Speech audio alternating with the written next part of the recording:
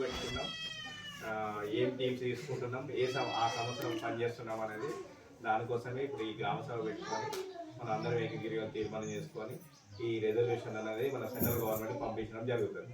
దానికోసమే ఈ గ్రామ సభ పెట్టుకోవడం జరిగింది. ఇందులో అందరు పార్టిసిపేట్ చేసిన అందరికీ ధన్యవాదాలు. అదేవిధంగా స్పెషల్ ఆఫీసర్ సార్ కూడా వస్తా అన్నాడు కానీ కొంచెం టైం ఇది చేసుకున్నాడు. ఆయన వెటర్నరీ డాక్టర్ ఉన్నాడు కదా, వేరే ఫీల్డ్ పోయి రాలేకపోయాడు.